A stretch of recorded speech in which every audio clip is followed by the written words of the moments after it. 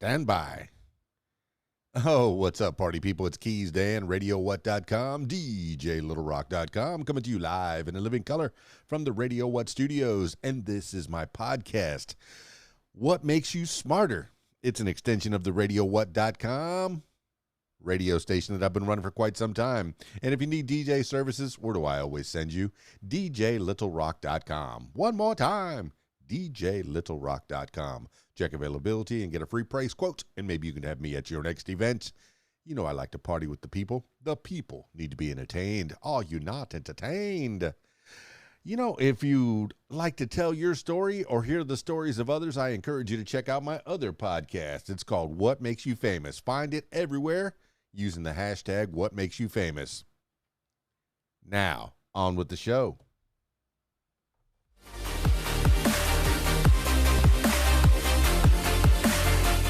Today on the program, well, the doodle for today on Google, the Google Doodle, is Marcel Marceau. And, you know, growing up in the 70s and 80s, whenever I tried to do my walking in the wind, especially when I was a little kid in the 70s. I was born in 1969.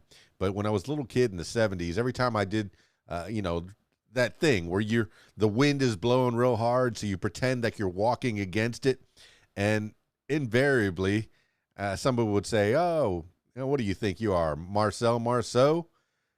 Shields and Yarnell was another group, a duo that used to do the same kind of thing. But Marcel Marceau, more often than not, he would come up as the mime, as the epitome of mime. And I realized I don't know much about Marcel Marceau. So consider this another edition of me reading the Wikipedia page and becoming an expert on the subject. That's how it works, right? Marcel Marceau, born on the 22nd of March, 1923. And spoiler alert, he died on the 22nd of September, 2007. He was a French actor and mime artist, most famous for his stage persona, Bip the Clown.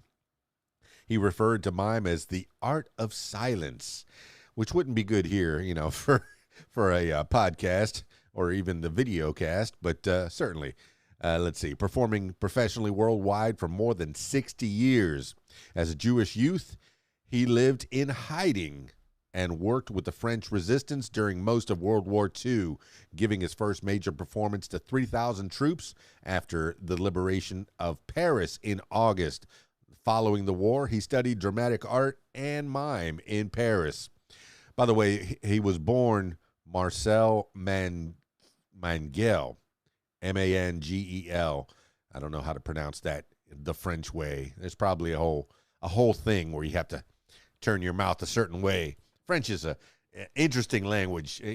I've heard, and I kind of agree. It is a beautiful language, but I don't know much French. Early life of Marcel Marceau. Marcel was born in Strasbourg, France, to a Jewish family. His father, Charles Mangel, was a kosher butcher, originally from Bedzin, Poland, and his mother, Anne Wurzburg, came from Yablonov, present-day Ukraine. Okay. Through his mother's family, he was a cousin of Israeli singer Yardena Arazi. When Marcel was 4 years old, the family moved to Lille, but they later returned to Strasbourg. After France's invasion by Nazi Germany, Marcel, then 17, fled with his family to Limoges, Limoges. I'm sure I'm going to pronounce things terribly on this one. His cousin, George Loinger, one of the members of the French Jewish resistance in France, urged him to join in order to help rescue Jews during the Holocaust. The OJC, which was composed of 9 clandestine Jewish networks, rescued thousands of Jewish children and adults during the war in France. He was schooled in the Paris suburbs at the home of Yvonne Hagnauer, Hagnauer, Hagnauer, while pretending to be a worker at the school she directed. Hagenauer would later receive the honor of Righteous Among the Nations from Yad Vashem in 1944. Marcel's father was captured by the Gestapo and deported to the Auschwitz concentration camp, where he was killed. Marcel's mother survived. Marcel and his older brother Alain adopted the last name Marceau during the German occupation of France. His name was chosen as a reference to Francois Sabin Marceau de Gavriers, a general of the French Revolution. The two brothers joined the French resistance in Limoges. They rescued numerous children from the race, laws, and concentration camps in the framework of the Jewish resistance in France, and after the liberation of Paris, joined the French army. Owing to Marceau's fluency in English, French, and German, he worked as a liaison officer with the General George Patton's Third Army. How about that? According to Marceau, when he was 5 years of age, his mother took him to see a Charlie Chaplin film, which entranced him and led him to want to become a mime artist. The first time he used mime was after France was invaded, in order to keep Jewish children quiet while he helped them escape to neutral Switzerland. After the war ended in 1945, he enrolled as a student in Charles Dullin's School of Dramatic Art in the Sarah Bernhardt Theater in Paris, where he studied with teachers such as Joshua Smith and Eileen Decroix and Jean-Louis Barrault. In his career, Marceau joined the Jean-Louis Barrault's company and was soon cast in the role of Harlequin in a pantomime, Baptiste, which Barrault had interpreted in the film Les Enfants du Paradis. Marceau's performance won him such acclaim that he was encouraged to present his first melodrama, Praxitele, Praxitele, and The Golden Fish at the Bernhardt Theater that same year. The acclaim was unanimous, and Marceau's career as a mime artist was firmly established. In 1947, Marceau created Bip the Clown, whom first played at the Theater de Poche Pocket Theater in Paris. In his appearance, he wore a striped pullover and a battered, beflowered silk opera hat. That's where that came from. The striped pullover. Seems like the standard uniform of mime. Very classic. Or maybe not a standard uniform, but classic. Back to the text. Striped and the outfit signified life's fragility, and Bip became his alter ego, just as the little tramp became Charlie Chaplin's. Bip's misadventures with everything from butterflies to lions, from ships and trains to dance halls and restaurants were limitless. As a stylist of pantomime, Marceau was acknowledged without peer. Marceau, during a televised talk with Todd Farley, expresses respect for the mime techniques that Charlie Chaplin used in his films, noting that Chaplin seemed to be the only silent film actor who used mime. His silent mimed exercises, which included The Cage, Walking Against the Wind, and The Mask Maker, and In the Park, all became classic displays. Satires on everything from sculptures to matadors were described as works of genius. Of his summation of the ages of man in the famous Youth, Maturity, Old Age, and Death, one critic said, quote, "He accomplishes in less than 2 minutes what most novelists cannot do in volumes," end quote. During an interview with CBS in 1987, Marceau tried to explain some of his inner feelings while creating mime, calling it the, quote, art of silence, end quote. Here's a little, I guess the art of silence speaks to the soul like music, making comedy, tragedy, and romance involving you and your life, creating character and space by making a whole show on stage, showing our lives, our dreams, our expectations. Ooh, that's deep. In 1949, following his receipt of the Dubrow Prize, established as a memorial to the 19th century mime master John Gaspard Dubrow, for his second mimeodrama, Death Before Dawn. Marceau founded Compagnie de Mime Marcel Marceau, the only company of pantomime in the world at the time. The ensemble played the leading Paris theaters such as Les Theatres des Champs Élysées. Please forgive my pronunciation. Les Theatres de la Renaissance and Bernhardt Theater, as well as other playhouses throughout the world. From 1959 to 1960, a retrospective of his mimeodramas, including The Overcoat by Gogol, ran for a full year at the Ambigu Theater in Paris. He produced 15 other mimeodramas, including Perrault de Montmartre, The Three Wigs, The Pawn Shop, 14 July, The Wolf of Tsusumi, Perry Cries, Perry Laughs, and Don Juan, adapted from the Spanish writer Tirso de Molina. World recognition.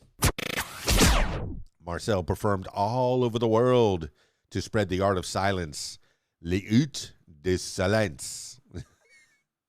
It was the intellectual minority who knew of him until he first toured the United States in 1955 and 1956, close on the heels of his North American debut at the Strasbourg Festival of Canada. After his opening engagement at the Phoenix Theater in New York, which received rave reviews, he moved to the larger Barrymore Theater to accommodate the public demand. This first U.S. tour ended with a record-breaking return to standing room-only crowds in San Francisco, Chicago, Washington, D.C., Philadelphia, Los Angeles, and other major cities. His extensive transcontinental tours included South America, Africa, Australia, China, Japan, Southeast Asia, Taiwan, Russia, and Europe. His last world tour covered the United States in 2004, and he returned to Europe in 2005 and Australia in 2006. He was one of the world's most renowned mime artists. Marceau's art became familiar to millions through his many television appearances. His first television performance as a star performer was on the Max Lieben, Mike Douglas, and Dinah Shore.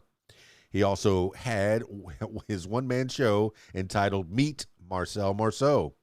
He learned with Red Skelton in 3 concerts of... he teamed with Red Skelton in 3 concerts of pantomimes. Marcel also showed his versatility in motion pictures, such as Professor Ping in Barbarella, 1968, First Class, 1970, in which he played 17 roles.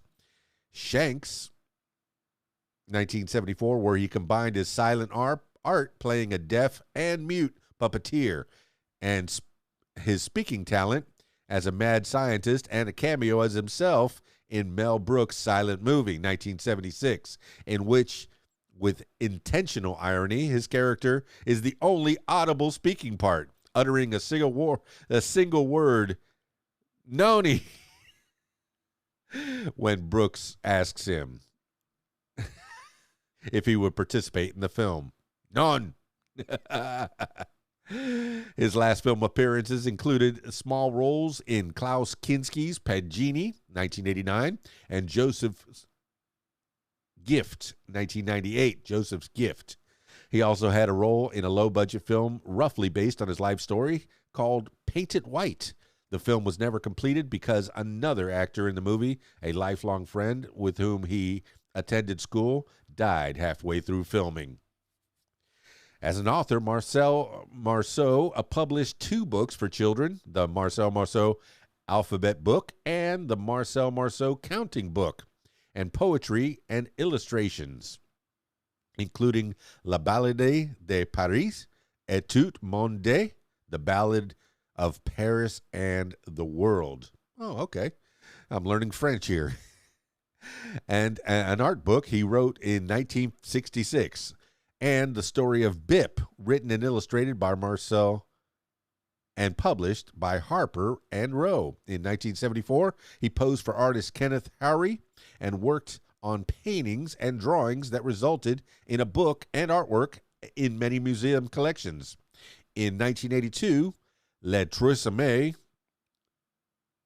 OL, The Third Eye, his collection of 10 original lithographs was published in Paris with accompanying text by Marceau Belfond of Paris, published Pimperello in 1987.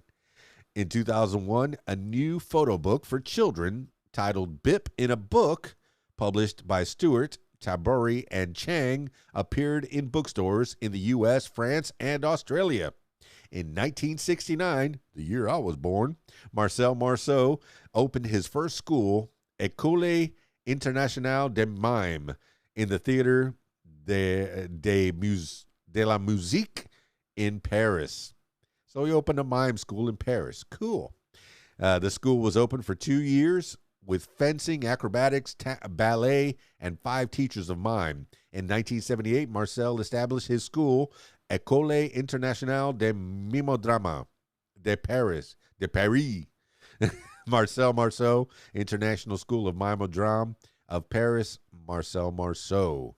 In 1996, he established the Marceau Foundation to promote mime in the United States.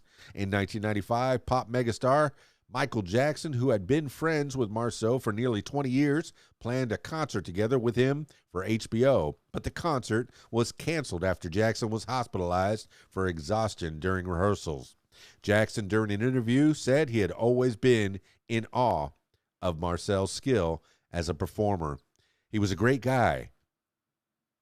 I used to go see Marcel Marceau all of the time before Off the Wall. I used to sneak. Maybe I should do this in Michael Jackson's voice. He was a great guy. I used to go see Marcel Marceau all of the time before Off the Wall. I used to sneak in and sit in the audience and watch how he would defy the laws of gravity like he was stepping on air. I would take some of those things and include them into rhythm and dance when I move. That was a terrible Michael Jackson. Please forgive me, Jackson family. Rest in peace, Michael. Love you, man. In 2000, Marcel brought his full mime company to New York City to present his new melodrama, The Bower Hat, previously seen in Paris, London, Tokyo, Taipei, Caracas, Santo Domingo, Valencia, Venezuela, and Munich. From 1999, when Marcel Marceau returned with his classic solo to New York and San Francisco after 15-year absence for critically acclaimed sold-out runs. Wow. After 15-year absences for critically acclaimed sold-out runs. His career in America enjoyed a remarkable renaissance with strong appeal to a third generation.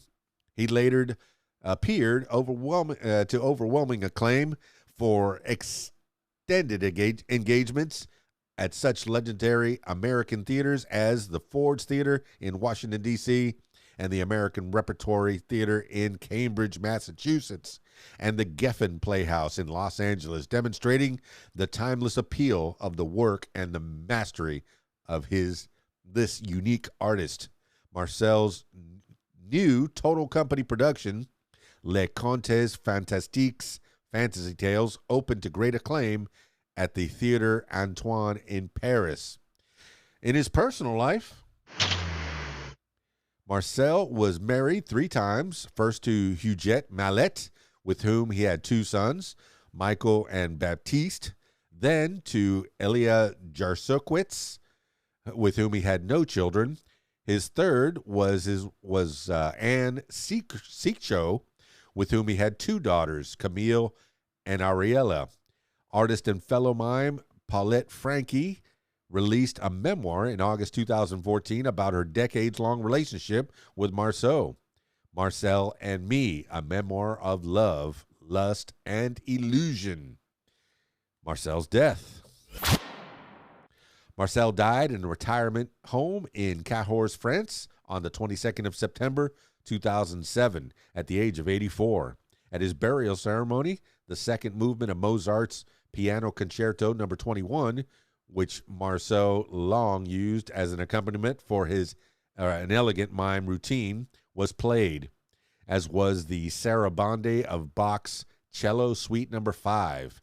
Marceau was interred at the Père Lachaise Cemetery in Paris. Marcel Marceau. I learned a little bit more about this dude that I've been talking about practically my whole life. Every time I do the walking into the wind. Hey, what do you think you are, Marcel Marceau? And even though he's long gone, the man is still the authority.